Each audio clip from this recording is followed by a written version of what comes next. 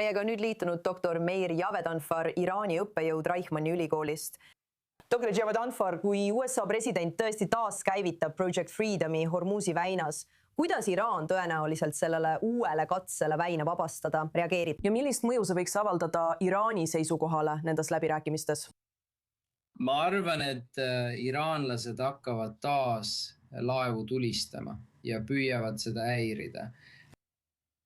Aga ma arvan, et seekord, kui president Trump alustab taas Operation Freedomi, kui see on selle nimi, ja hakkab tankereid eskortima, kõiki teisi tankereid peale Iraani omade, siis iraanlased reageerivad. Ja ma arvan, et eskalatsiooniredel saab olema väga lühike.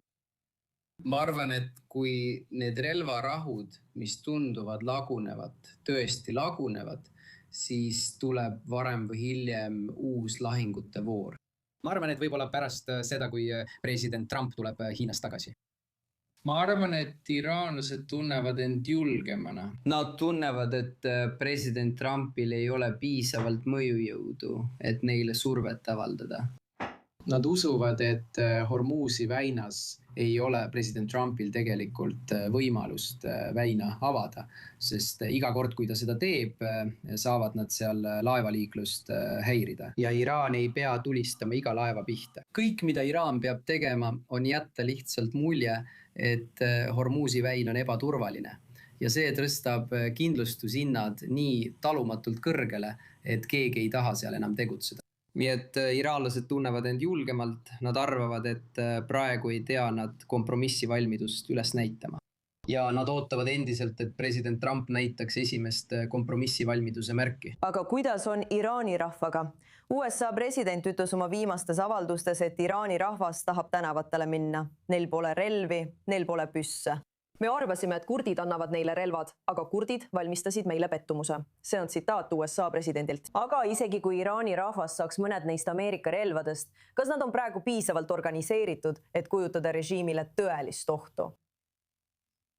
Režiimil on umbes 1 miljon Basishi liiget. Need on nende enda ametlikud andmed. Nikol, ma pean ütlema, mis mu allikas on. Režiim ütleb, et Basishi liikmeid on vähemalt 1 miljon. See võib olla ka vähem. Tõenäoliselt ongi, aga ilmselt sadades tuhandetes. Me räägime umbes 150 000 revolutsiooni kaardiväelast. Me räägime tõenäoliselt veel 50 või 60 000 Shia miilitsast, kellest enamik oleks valmis Iraanis protestijate pihta tulistama. See on midagi, mida Iraani rahvas minu arvates pigem väldiks. Ma arvan, et paljud iraanlased, hoolimata sellest, kui väga nad režiime ei salli, ja nad tõesti ei salli, ei taha nad minu arvates näha tõsist kodusõda, kus tänavatel puhkeb tulistamine ja toimub veresaun rahva ning režiimi vahel.